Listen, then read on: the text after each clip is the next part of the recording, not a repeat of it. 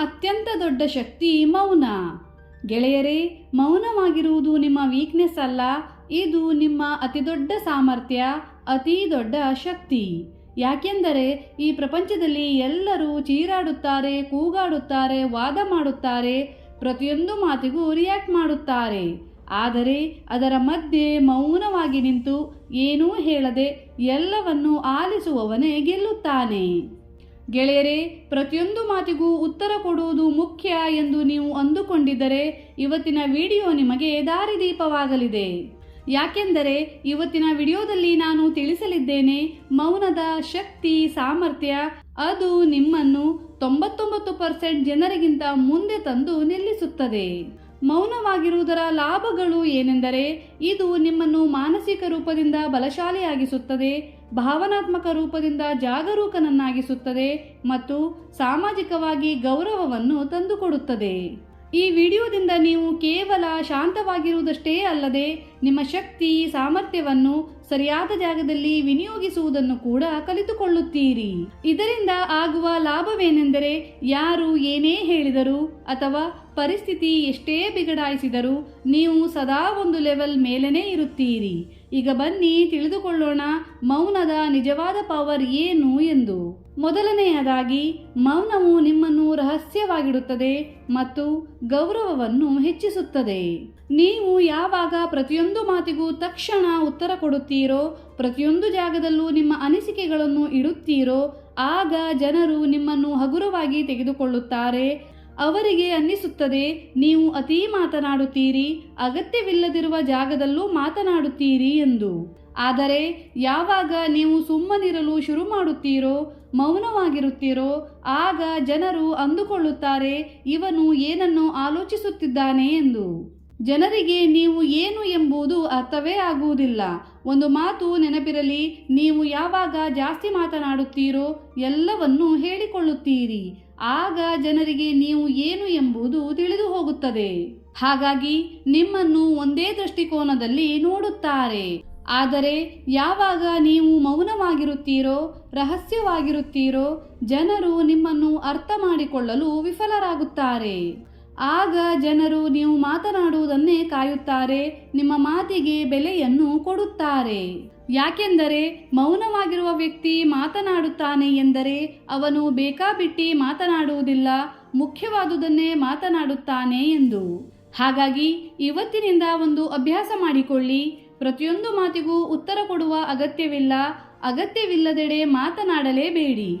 ಮೌನವೇ ನಿಮ್ಮ ಅತಿದೊಡ್ಡ ಶಕ್ತಿಯಾಗಿರುತ್ತದೆ. ಮೌನ ಎಂದರೆ ಸುಮ್ಮನಿರುವುದಲ್ಲ, ಅದೊಂದು ಶಕ್ತಿ, ನಿಮ್ಮನ್ನು ಇತರರಿಗಿಂತ ಭಿನ್ನವಾಗಿಸುತ್ತದೆ.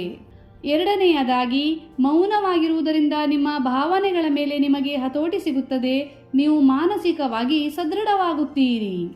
ಇತರರು ಏನಾದರೂ ಹೇಳಿದಾಗ ನೀವು ತಕ್ಷಣವೇ ಅದಕ್ಕೆ ರಿಯಾಕ್ಟ್ ಮಾಡುತ್ತೀರಿ. ಇದರಿಂದ ನಿಮ್ಮ ಸಿಟ್ಟು ಹೆಚ್ಚಾಗುತ್ತದೆ. ಆಲೋಚನೆ ಮಾಡದೆ ಮುಂದಿನವನಿಗೆ ಏನೆಲ್ಲ ಹೇಳಿಬಿಡುತ್ತೀರಿ.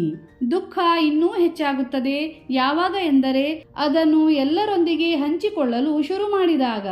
ಆದರೆ ಯಾವಾಗ ನೀವು ಶಾಂತವಾಗಿರುತ್ತೀರೋ, ಆಗ ನೀವು ಭಾವನೆಗಳ ಮೇಲೆ ಹಿಡಿತವನ್ನು ಸಾಧಿಸುತ್ತೀರಿ. ನಿಮ್ಮ ಹಠಾತ್ ಪ್ರವೃತ್ತಿ ಹತೋಟಿಗೆ ಬರುತ್ತದೆ. ಯಾರಾದರೂ ನಿಮ್ಮನ್ನು ಪ್ರಚೋದಿಸಿದರೂ ಕೂಡ ನೀವು ಸುಮ್ಮನಿರುತ್ತೀರಿ, ಆಲೋಚನೆ ಮಾಡುತ್ತೀರಿ, ಆ ನಂತರ ಉತ್ತರವನ್ನು ಕೊಡುತ್ತೀರಿ. ಈ ಆಂತರಿಕ ಸ್ಥಿರತೆ ನಿಮ್ಮನ್ನು ಶಕ್ತಿಯುತ ವ್ಯಕ್ತಿಯನ್ನಾಗಿ ಮಾಡುತ್ತದೆ.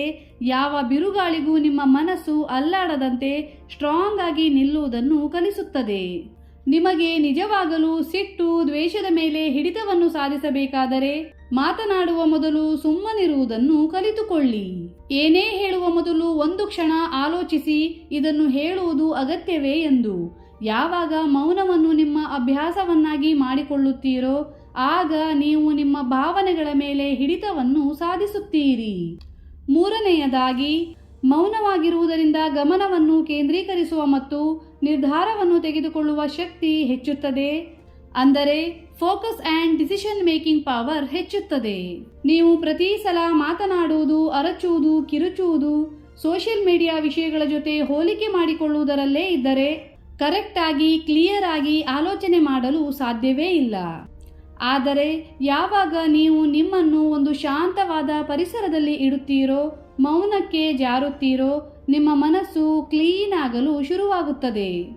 ಆಗ ಬೇಕಾಬಿಟ್ಟಿ ವಿಷಯಗಳನ್ನು ಬಿಟ್ಟು ಮುಖ್ಯವಾದ ವಿಷಯಗಳೆಡೆಗೆ ಗಮನ ಕೊಡಲು ಸುಲಭವಾಗುತ್ತದೆ. ಇದೇ ಆಗಿರುತ್ತದೆ ಗಮನವನ್ನು ಕೇಂದ್ರೀಕರಿಸುವುದು.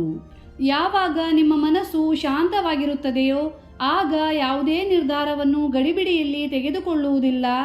ಯಾವ ಮನುಷ್ಯ ತಕ್ಷಣದ ನಿರ್ಧಾರಗಳನ್ನು ತೆಗೆದುಕೊಳ್ಳುತ್ತಾನೋ ಅವನು ಸದಾ ಪಶ್ಚಾತ್ತಾಪವನ್ನೇ ಪಡುತ್ತಾನೆ. ಯಾವ ವ್ಯಕ್ತಿ ಶಾಂತವಾಗಿರುತ್ತಾನೋ ಅವನು ಮೊದಲು ಆಲೋಚಿಸುತ್ತಾನೆ ಮತ್ತು ಹೆಜ್ಜೆಯನ್ನು ಇಡುತ್ತಾನೆ. ಆ ಹೆಜ್ಜೆ ಅವನನ್ನು ಗೆಲುವಿನೆಡೆಗೆ ಕೊಂಡೊಯ್ಯುತ್ತದೆ. ಒಂದು ವೇಳೆ ನೀವು ಬಯಸುತ್ತಿದ್ದರೆ ನಿಮ್ಮ ಮೆದುಳು ಚುರುಕಾಗಬೇಕು, ನೀವು ಸ್ಮಾರ್ಟ್ ಆಗಬೇಕು ಮತ್ತು ಸರಿಯಾದ ನಿರ್ಧಾರಗಳನ್ನು ತೆಗೆದುಕೊಳ್ಳಬೇಕು ಎಂದು, ಹಾಗಾದರೆ ಮೌನವೇ ನಿಮ್ಮ ಆಯುಧವಾಗಿದೆ. ಎಷ್ಟು ಕಮ್ಮಿ ಮಾತನಾಡುತ್ತೀರೋ ಅಷ್ಟು ಜಾಸ್ತಿ ಆಲೋಚನೆ ಮಾಡುತ್ತೀರಿ. 4ನೇಯದಾಗಿ, ನಿಮ್ಮ ಶಕ್ತಿ ಉಳಿಯುತ್ತದೆ. ಮನಸ್ಸು ಮತ್ತು ದೇಹ ಎರಡೂ ಚಾರ್ಜ್ ಆಗುತ್ತದೆ. ನೋಡಿ, ಪ್ರತಿ ಸಲ ನೀವು ವಿನಾಕಾರಣ ವಾದ ವಿವಾದಗಳಲ್ಲಿ ಸಿಲುಕಿಕೊಳ್ಳುತ್ತೀರಿ ಅಥವಾ ಯಾರದ್ದಾದರೂ ಬೇಡವಾದ ವಿಷಯಗಳಲ್ಲಿ ಮಾತನಾಡುತ್ತೀರಿ ಅಥವಾ ಪ್ರತಿಯೊಂದು ವಿಷಯಕ್ಕೂ ಉತ್ತರ ಕೊಡುತ್ತೀರಿ. ಆದರೆ ಇದರಿಂದ ನಿಮ್ಮ ಅತ್ಯಮೂಲ್ಯ ಶಕ್ತಿಯನ್ನು ಹಾಳು ಮಾಡಿಕೊಳ್ಳುತ್ತೀರಿ. ನಿಮ್ಮ ಮನಸ್ಸು ಮತ್ತು ದೇಹ ಎರಡೂ ಸುಸ್ತಾಗುತ್ತದೆ. ಆದರೆ ಯಾವಾಗ ನೀವು ಮೌನವಾಗಿರುತ್ತೀರೋ ನಿಮ್ಮ ಎನರ್ಜಿಯನ್ನು ಸರಿಯಾದ ಜಾಗದಲ್ಲಿ ವ್ಯಯಿಸುತ್ತೀರಿ. ನಿಮ್ಮ ಶಿಕ್ಷಣದಲ್ಲಿ, ನಿಮ್ಮ ಗುರಿಯಲ್ಲಿ ಅಥವಾ ನಿಮ್ಮ ದೇಹವನ್ನು ಶಕ್ತಿಯುತವಾಗಿ ಮಾಡಿಕೊಳ್ಳುವುದರಲ್ಲಿ. ನಿಮ್ಮ ಮನಸ್ಸು ಉಲ್ಲಾಸದಿಂದ ಇರಬೇಕಾದರೆ ಅನವಶ್ಯಕ ಮಾತುಗಳಿಂದ ದೂರವಿರಬೇಕು. ಈ ಎನರ್ಜಿಯನ್ನು ನಿಮಗೆ ಲಾಭ ಕೊಡುವ ವಿಷಯಗಳಲ್ಲಷ್ಟೇ ವ್ಯಯಿಸಬೇಕು. 5ನೇಯದಾಗಿ, ನೀವು ಇತರರಿಗಿಂತ ಜಾಸ್ತಿ ಬುದ್ಧಿವಂತರಾಗುತ್ತೀರಿ. ನೀವು ಯಾವಾಗ ಶಾಂತವಾಗಿರುತ್ತೀರೋ ಆಗ ಕೇವಲ ಮಾತನಾಡುವ ವ್ಯಕ್ತಿಯಲ್ಲ, ಅರ್ಥ ಮಾಡಿಕೊಳ್ಳುವ ವ್ಯಕ್ತಿಯಾಗುತ್ತೀರಿ. ಮೌನ ನಿಮ್ಮನ್ನು ಕೇಳುವ ವ್ಯಕ್ತಿಯನ್ನಾಗಿ ಮಾಡುತ್ತದೆ. ಯಾವಾಗ ನೀವು ಕೇಳುತ್ತೀರೋ ಆಗ ಅರ್ಥ ಮಾಡಿಕೊಳ್ಳುತ್ತೀರಿ. ಕೇವಲ ಅವರ ಶಬ್ದಗಳನ್ನಷ್ಟೇ ಅಲ್ಲ, ಅದರ ಹಿಂದಿರುವ ಉದ್ದೇಶಗಳನ್ನು ಕೂಡ. ಇದೇ ಮೌನ ನಿಮ್ಮ ಭಾವನಾತ್ಮಕ ಬುದ್ಧಿವಂತಿಕೆಯನ್ನು ಹೆಚ್ಚಿಸುತ್ತದೆ. ಜನರ ಭಾವನೆ ಮತ್ತು ವರ್ತನೆಗಳನ್ನು ಸರಿಯಾಗಿ ಅರ್ಥ ಮಾಡಿಕೊಳ್ಳುತ್ತೀರಿ. ನೀವು ಯಾವಾಗ ಕಡಿಮೆ ಮಾತನಾಡುತ್ತೀರೋ ನಿಮ್ಮ ಪೂರ್ತಿ ಧ್ಯಾನ ಗಮನವಹಿಸುವುದರತ್ತ ಹೋಗುತ್ತದೆ. ನೀವು ಒಬ್ಸರ್ವ್ ಮಾಡುತ್ತೀರಿ, ನೋಟಿಸ್ ಮಾಡುತ್ತೀರಿ. ಯಾವ ವ್ಯಕ್ತಿ ಸತ್ಯವಂತ, ಯಾವ ವ್ಯಕ್ತಿ ನಾಟಕ ಮಾಡುತ್ತಿದ್ದಾನೆ, ಯಾವ ವ್ಯಕ್ತಿ ಏನು ಆಲೋಚನೆ ಮಾಡುತ್ತಿದ್ದಾನೆ ಎಂದು. ಇದರಿಂದ ನೀವು ನಿಧಾನವಾಗಿ ಸಾಧಾರಣ ವ್ಯಕ್ತಿಯಿಂದ ಬದಲಾಗಿ ಅಸಾಧಾರಣ ವ್ಯಕ್ತಿಯಾಗುತ್ತೀರಿ. ಜನರು ನಿಮ್ಮನ್ನು ಸೀರಿಯಸ್ ಆಗಿ ತೆಗೆದುಕೊಳ್ಳಬೇಕು ಎಂದು ಬಯಸುತ್ತಿದ್ದರೆ ಕಡಿಮೆ ಮಾತನಾಡುವುದನ್ನು ಅಭ್ಯಾಸ ಮಾಡಿಕೊಳ್ಳಿ. ಇನ್ನು ಕೊನೆಯದಾಗಿ, ನೀವು ರಿಯಾಕ್ಷನ್ ಅಲ್ಲ ರೆಸ್ಪಾನ್ಸ್ ಕೊಡುವುದನ್ನು ಕಲಿತುಕೊಳ್ಳುತ್ತೀರಿ. ಯಾರಾದರೂ ನಿಮ್ಮನ್ನು ಪ್ರಚೋದಿಸಿದಾಗ ಅಥವಾ ಕಷ್ಟಕರ ಪರಿಸ್ಥಿತಿ ಬಂದಾಗ ನಿಮ್ಮ ಮೊದಲ ಕೆಲಸವೇ ಸಿಟ್ಟಿನಲ್ಲಿ ಮಾತನಾಡುವುದು ಇಲ್ಲ ಹತಾಶೆಯಲ್ಲಿ ವಾದ ಮಾಡುವುದು. ಆದರೆ ಸುಮ್ಮನಿರುವುದನ್ನು ಕಲಿತುಕೊಂಡರೆ ನೀವು ಮೊದಲು ಆಲೋಚನೆ ಮಾಡುತ್ತೀರಿ, ಅದರ ನಂತರ ಉತ್ತರ ಕೊಡುತ್ತೀರಿ. ಮೌನ ನಿಮಗೆ ಕಲಿಸುತ್ತದೆ ಪ್ರತಿಯೊಂದು ಮಾತಿಗೂ ತಕ್ಷಣ ಉತ್ತರ ಕೊಡುವ ಅಗತ್ಯವಿಲ್ಲ ಎಂದು. ಯಾವಾಗ ನೀವು ಶಾಂತವಾಗಿದ್ದು ಆಲೋಚನೆ ಮಾಡುತ್ತೀರಿ ಆಗ ನೀವು ಅಳೆದು ತೂಗಿ ಸರಿಯಾದ ಶಬ್ದಗಳನ್ನು ಬಳಸುತ್ತೀರಿ.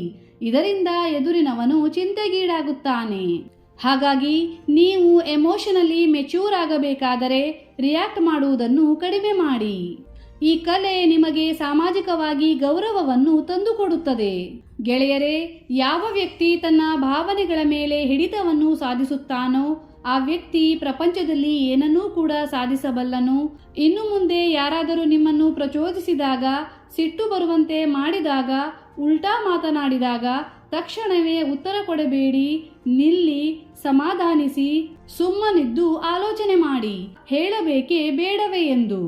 ಯಾಕೆಂದರೆ ಯಾವ ವ್ಯಕ್ತಿ ಶಾಂತಿಯಲ್ಲಿ ಬದುಕುವುದನ್ನು ಕಲಿಯುತ್ತಾನೋ ಅವನು ಈ ಅಶಾಂತ ಪ್ರಪಂಚದಲ್ಲೂ ರಾಜನಾಗಿ ಬದುಕುತ್ತಾನೆ. ಧನ್ಯವಾದಗಳು.